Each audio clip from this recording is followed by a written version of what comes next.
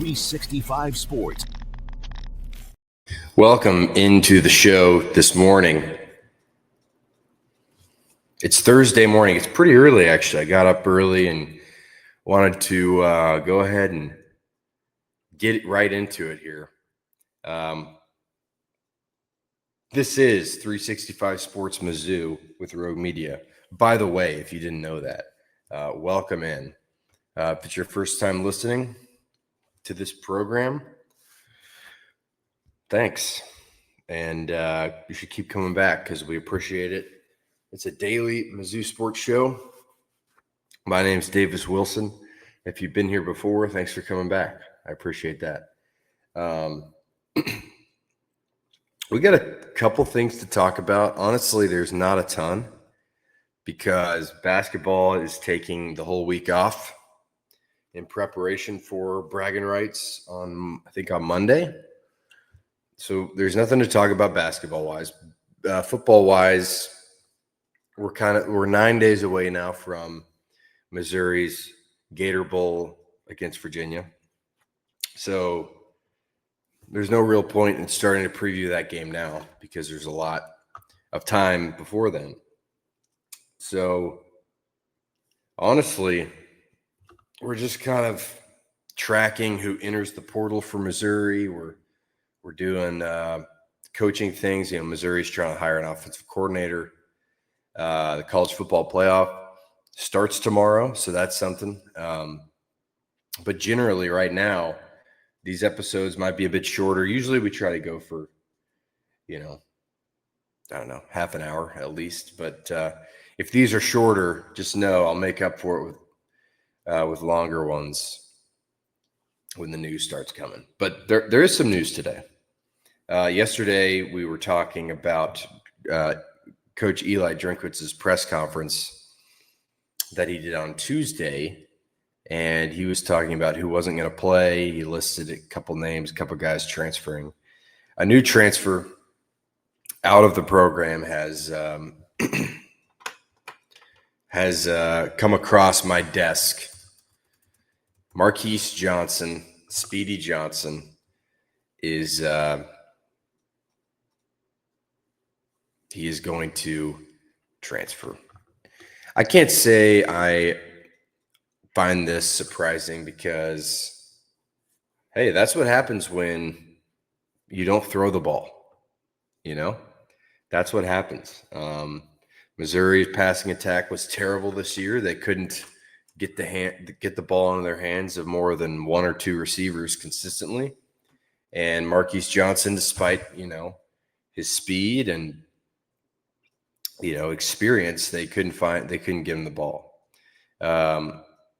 He finished with 1,075 yards and 6 touchdowns in his 3-year career as a Missouri Tiger.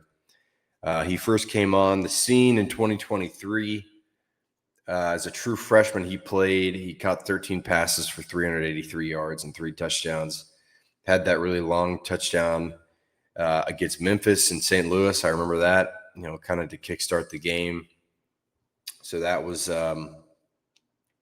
that's the first memory I have of him. Last year, again, the passing attack was not as prolific as it was in 2023. He caught more passes, but he finished with less yards. 25 catches for 352 yards and 1 touchdown. And then this year, even more so. More catches, but less yards. 28 catches, 340 yards, 2 touchdowns. Ever since the Alabama game where Missouri had a chance to go win or tie the game late, and they just didn't look in the direction of Marquis Johnson when he was wide open, I had a good feeling that he was pretty sick of this. And, to be fair, he's been playing and he's been a great teammate. It seems like, I always see him celebrating with other guys. But he needed the ball more. He did. He's an electric football player who showed a ton of flash as a freshman and never really got a chance to expand on it because Missouri can't pass the ball. And this is why this offensive coordinator hire is so important, because not only have you lost Marquis Johnson, you've lost Joshua Manning to the portal, and you've lost James Madison to the portal. Joshua Manning was another guy who started last year for Missouri, was one of their leading receivers. But there wasn't enough for him. There wasn't. I mean, he didn't get to do enough. So he is transferring. James Madison, the former 4-star recruit out of Florida, didn't play. So I can't blame that on, Missouri's passing attack. But, this is what happens when you lose talented receivers, when you can't figure out how to maximize them and get them the ball. And, I think it's fine that Missouri is a run first offense. I think that's worked for them in the past 5 years or so.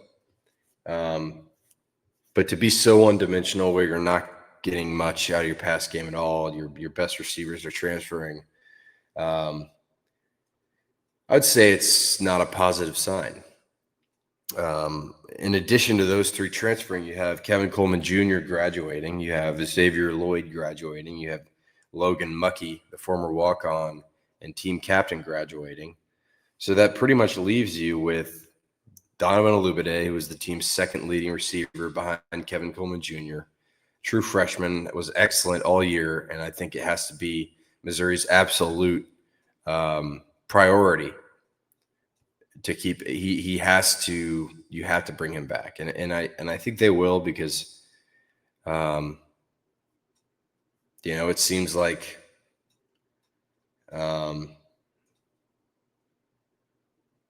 they're going to have the money to spend in the wide receiver room,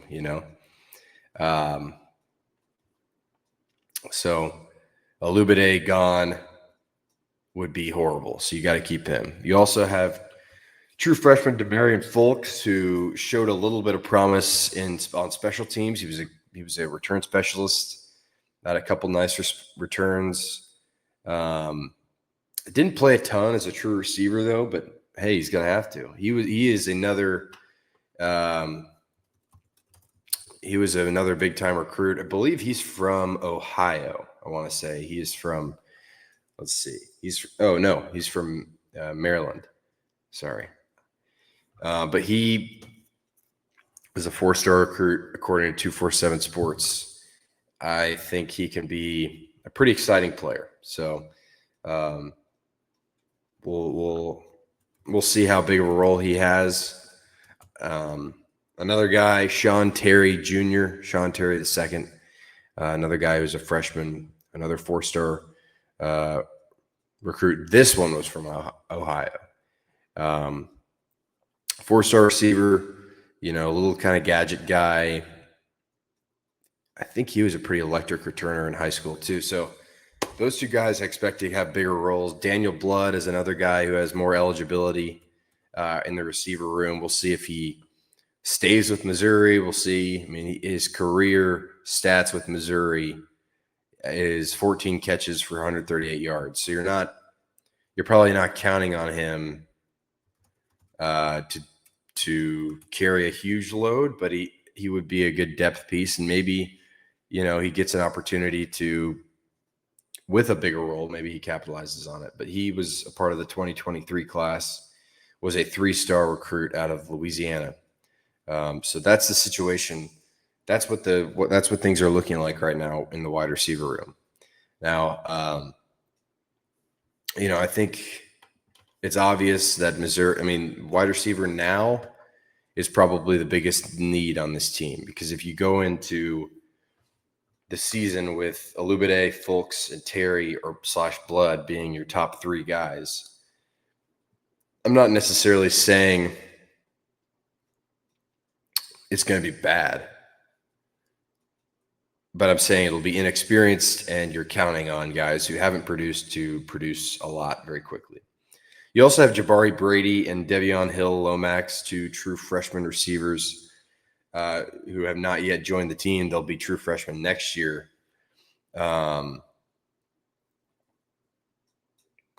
So I think, like I was saying, receiver now becomes the top priority of what what you're looking for in the portal. And there usually is some pretty nice talent, receiver talent in the portal that you can get. If you look at what they've done before, Theo Weiss Jr. was a transfer. He came out of the portal from Oklahoma. Kevin Coleman Jr. was a transfer. He came out from Mississippi State. Xavier Lloyd, he didn't do a ton, but he was a transfer from Illinois State. There have been guys who have come in and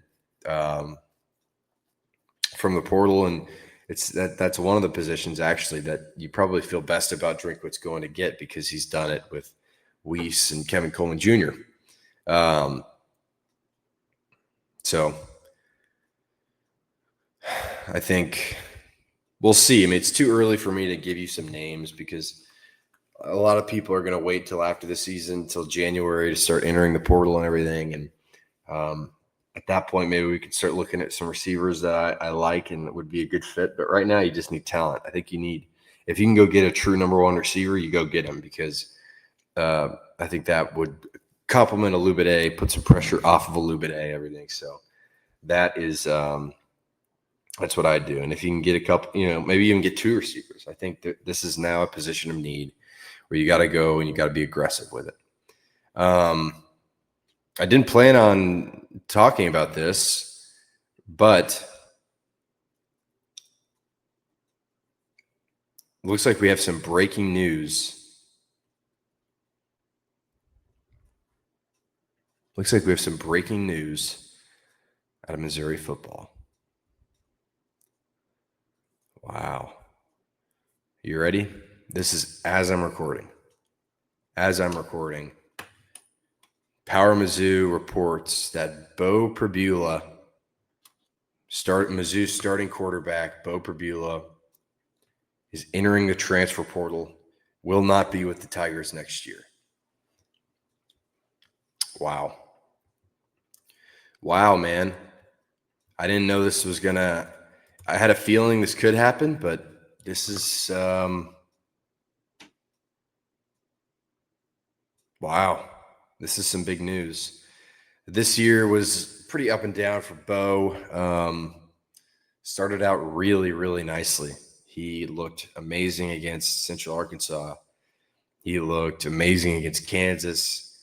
And then after that, he looked good against UMass, but he started to kind of turn the ball over. And then once you get an SEC play, it's a totally different quarterback. I mean, you're just not – this kind of goes hand in hand with the wide receiver situation. You weren't able to throw the football. I mean, maybe that's on Beau. Maybe that's on the offensive scheme. I don't know. But he is entering the transfer portal. He finished this year with 1,941 passing yards, 67.4 completion percentage, 11 touchdowns, 9 interceptions. Also had 297 rush yards and 6 rushing touchdowns. Okay, let's see. I think that this was probably the best move for both parties, because it didn't work. And this is a guy that I really liked at the beginning of the year, but in hindsight, he was overperforming. He had never done that before. What he did against Kansas, he hadn't done that at Penn State, so maybe that tells you how terrible Kansas was.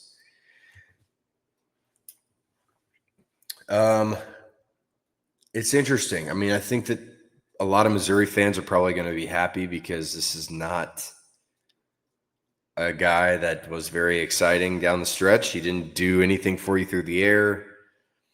I don't know. And then he gets hurt against Vanderbilt.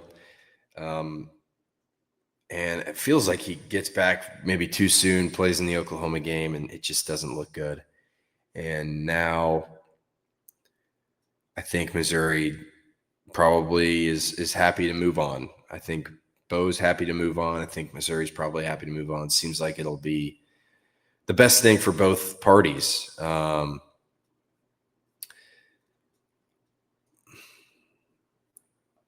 To me now, I mean, you got to add quarterback right to the top of the needs list in the portal. And I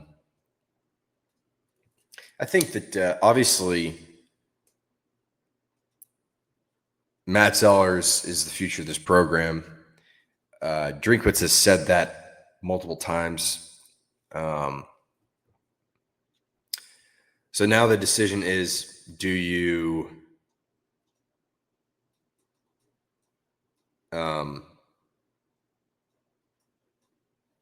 go with Zollers here? I think Sam Horn technically has more eligibility.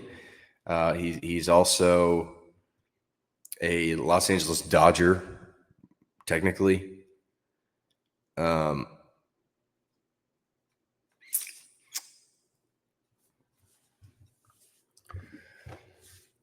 what does Missouri do at quarterback? Do they let Matt Zollers go and figure it out? Do they,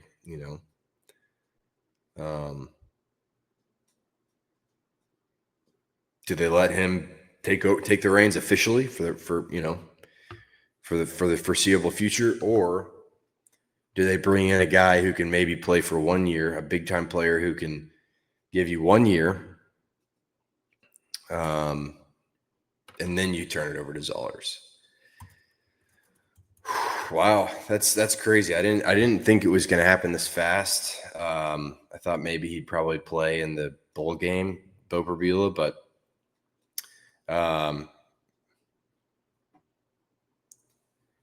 looks like he won't. I'm sure it'll be Zollers in the bowl game. Beyond that, there are already some good quarterbacks in the transfer portal, like Brennan Sorsby from Cincinnati. Cincinnati, right? Yeah. He's in. You have DJ Lagway, which would be pretty interesting. A guy who would be there for 1 year.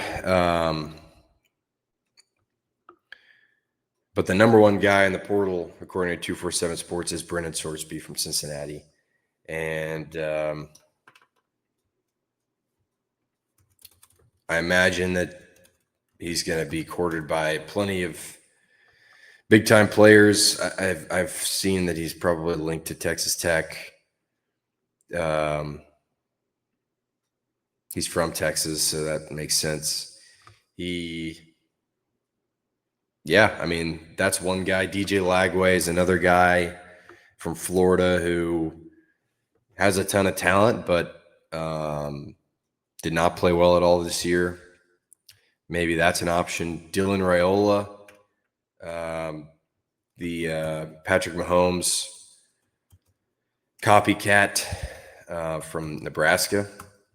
He's a former 5-star recruit.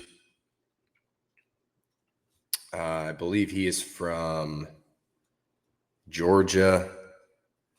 He was a big-time recruit, if I remember correctly. So Dylan Raiola is an option, I think. It could be. I don't know. It just depends on – to me, obviously, at this point, Missouri's going to get a quarterback in the portal. You have to now, because even if you want to go with Zollers, you need another body in there, because after Zollers, it's – depending on what Sam Horn decides to do, he could be gone. And then you just have the true freshman Gavin Sidwar, the high school recruit coming in, Gavin Sidwar, I guess. Brett Brown is another guy I can remember. I think that's it, though. So you have to bring someone in here.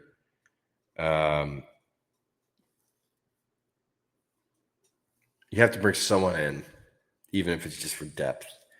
And the tough part about this for both quarterback and receiver is the way this year went. Just on the outside, how are you looking at Missouri's offense and saying, that's where I want to go play if you're a receiver and a quarterback? That's why, to me, this offensive coordinator hire is such a big deal. They have to knock out of the park. They have to get a guy who's going to throw it around. They just have to.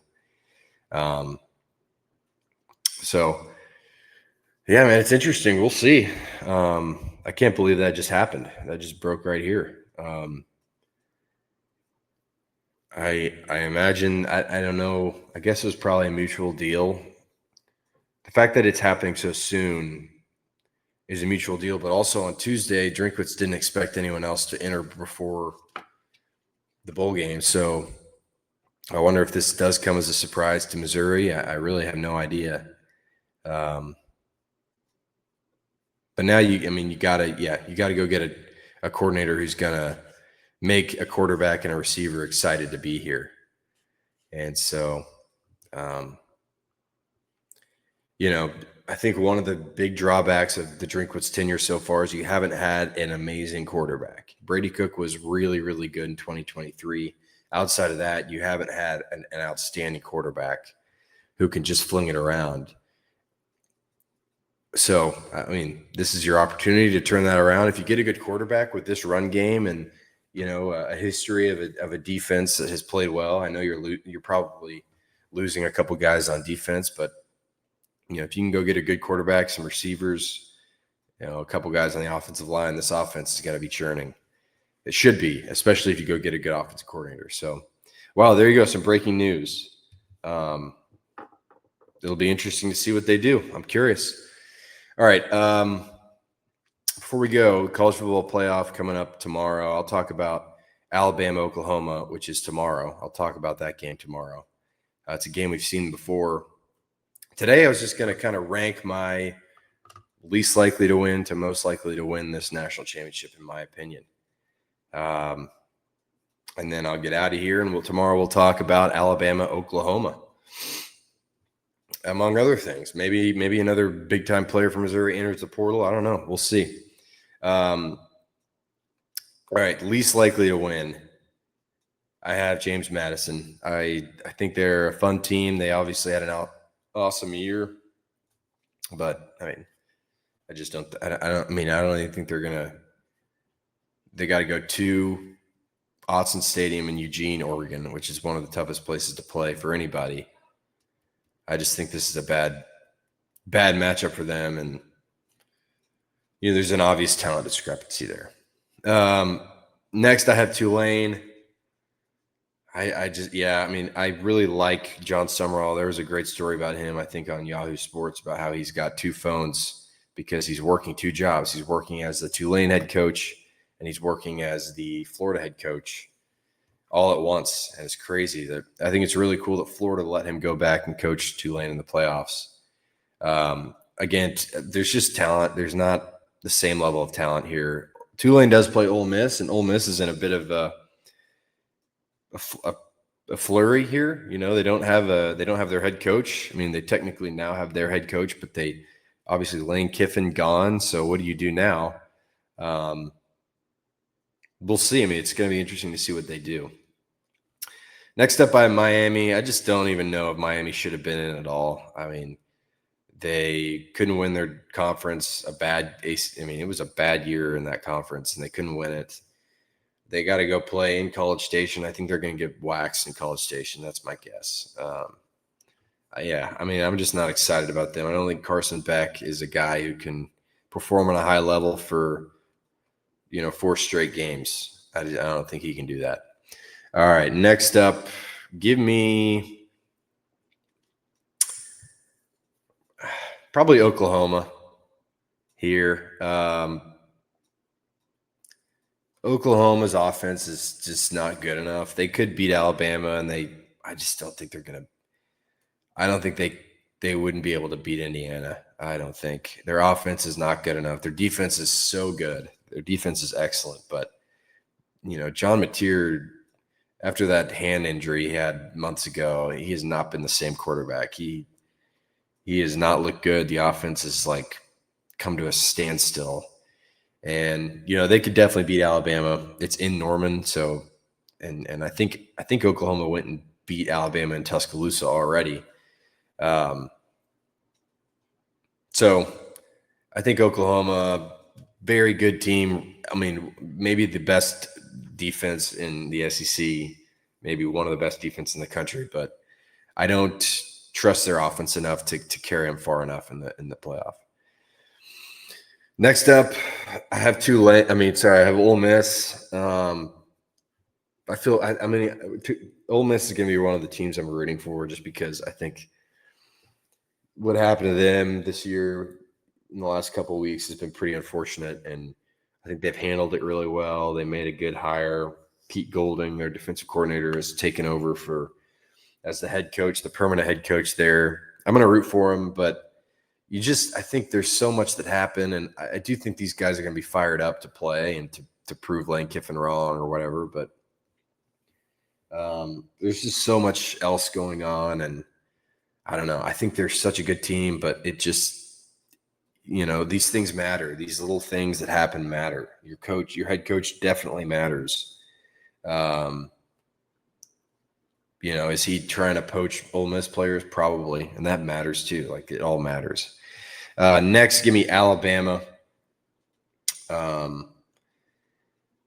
Again, I can't really totally figure out this team. The only 3-loss team in the field, but they lost their conference championship game, so that shouldn't count. They lost to Oklahoma already. This is in Norman. I honestly think that's such a tough matchup for them, just because that defense Oklahoma has, the home crowd in Norman's going to be riled up. The only reason I have them higher than Oklahoma is because I think if they win this game, I think they're better positioned to beat Indiana next week. That's the only reason I would say they have a better chance at winning it all. And maybe that's a BS reason, but that's my reason to deal with it. Next, I have Oregon. Oregon's always very good. And I think an Oregon-Texas Tech quarterfinal in Lubbock would be unbelievable. It would be unbelievable. So I think, that's a tough matchup for Tech. That's a really tough matchup for Oregon. I think Oregon gets by James Madison, pretty easily, but after that, it gets very tough. It gets really exciting. But they have a great team. They're really well coached. They've got a great quarterback, and those are the two things that really help you win games, obviously. I'm a genius for – it helps if you have a good quarterback and coach. That's my insight. Next up, give me I have Texas Tech next. Texas Tech is for real. They are so good. They have two of the best defenders in college football. They've got an offense that is clicking. They are – like the most expensive roster in college football. They're very real, and they absolutely have a shot to win this. It's tough for them though, because they get Oregon. If Oregon beats James Madison, that's very tough. I think those two teams played in 2024, and Oregon got a hold of them pretty good. And obviously, Texas Tech is such a different team now, but there's history there. It'll be in Lubbock, which will just be wild. It'll be such a wild game. But yeah, that'll be huge. Next up, I have Texas A&M. They're my favorite to win. That's not in the top 4 seeds. Texas A&M, very good. Coming off a pretty bad-looking loss to Texas, but I still think this team's really good. Like I said, I think they just are better than Miami. It'll get very tough in the Cotton Bowl the week after against Ohio State if they get through, but I think Texas A&M has a chance to go on a bit of a run here. Their defense is good. They got the quarterback you want, so there you go. Next up, give me Ohio State, actually. Ohio State, again, like I said, would get Texas A&M if they won that game. And then, who knows? This is a team that won it last year. They obviously have been here before. They've been in a great position before. They're, arguably the most talented team in this field. They're super good. They've got a Heisman finalist quarterback. They got the best receiver in college football. Got defensive guys all over the place. If you look at a mock draft for next year's NFL draft, they have Ohio State defenders all over it. So super talented. Absolutely could see them go and win this thing. Next, I have Indiana. Wow, what a great football team. What a great football team. They just beat Ohio State. They got the Heisman quarterback. They've got an awesome coach. They're super likable. They're kind of still, even though they're number 1 in the country, it still feels like they're kind of an underdog story, and that's pretty cool to have at this point. My favorite, just because I just think Kirby Smart's awesome. Georgia is my favorite, but the top 5 that I listed, which would be Georgia, Indiana, Ohio State, Texas A&M, Texas Tech. I think all those teams have really good shots to go win it. But yeah, I think Georgia has just done this a lot. They've gotten better as the year's gone on. The quarterback continues to improve. The defense continues to really improve. I mean, more and more each and every week, this defense looks more like a Georgia defense. So that's a huge thing for them. So there you go. That's my list of who I think is most likely and least likely to win the national championship this year. I think that's all I have football-wise. I mean, we got some more news than I thought, so that's cool. What else? Do I have anything else? Oh, I have a non-sports thing to discuss. Some advice. Yesterday, I went and saw Kill Bill, The Whole Bloody Affair in theaters. So that's Kill Bill Volume 1 and 2, kind of back to back. It's in theaters right now. It was awesome. And I was just thinking, like, the first time I saw Kill Bill 1 and 2, it was probably 5 or 6 years ago. I don't think I was old enough to appreciate it. I don't think I was old enough to appreciate the movie. The story I thought the story was cool, but the movie, like the whole thing, the music, the movie making of it all was pretty jarring, and especially in theaters. So I have 2 things to say. If you watch a great movie, if you watch a movie that's supposed to be great and you didn't think it was that great, give it another try. I mean, look, I always thought Kill Bill was great. I liked it, but it was never one of my favorites of Quentin Tarantino. But now, after seeing it again, it absolutely is. Kill Bill 1. Kill Bill 2 is great, but Kill Bill 1 is incredible. And I think it works as the Whole Bloody Affair, Kill Bill 1 and 2. It kind of serves as one big movie. It's just incredible. It's so good. So if you see a movie that's supposed to be great, if you've seen one years ago that you didn't think was, as good as it was hyped up to be, watch it again. Do yourself a favor, watch it again now that you're older, especially if you like movies. Just try movies again, because I think I remember even I think I was watching Kill Bill late when I first watched it, like when I was like 17 or whatever, 16 or 17. And I even remember like maybe drifting off for a part of it. Not that it's boring, but just because I was sleepy. So, give it another try, because I was blown away by this movie. The second thing, whenever classic movies, hit the theaters, which I think movie theaters should do all the time because it's awesome. Whenever classics like that go back in theaters, go see it.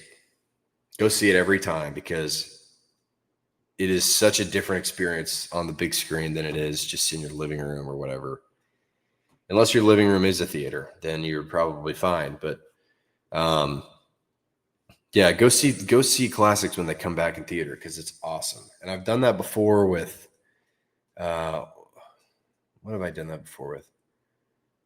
I think Interstellar. One of those Nolan movies I went and saw again in theater.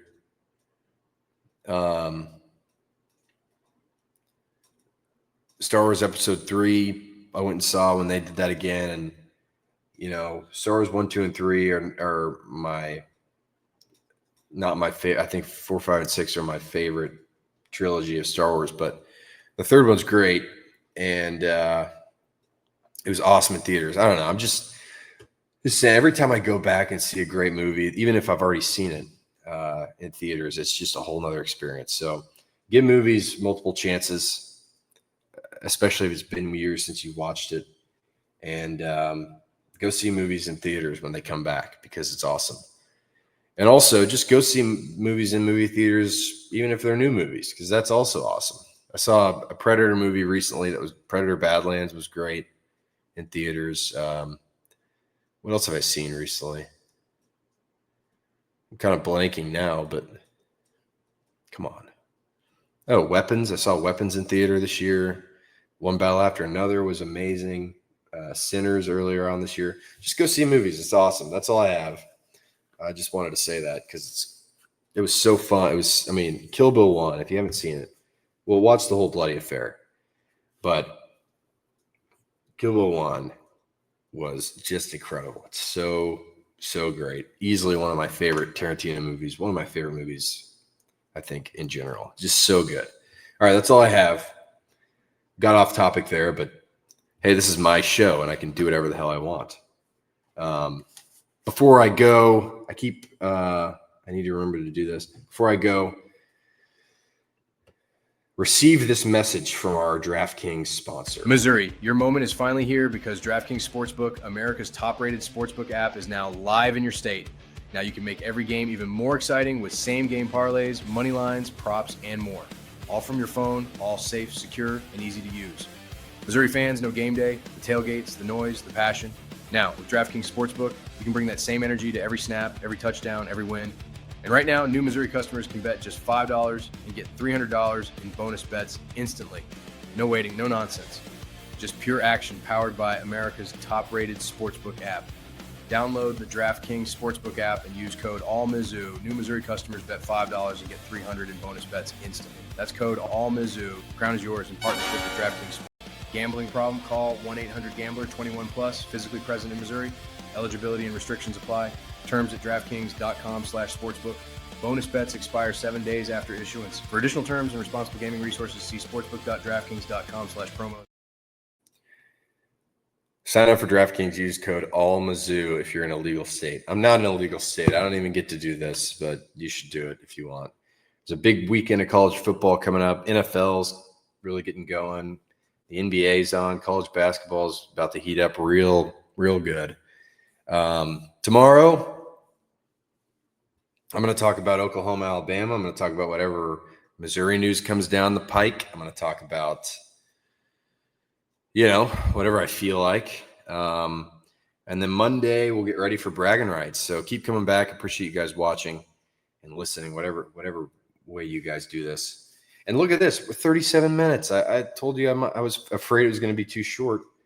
I babbled and I rambled on, and it worked out for me. So, hell yeah. All right. Thank you, guys. Appreciate it. Trying to think of something clever to say here. Don't have it. See you tomorrow.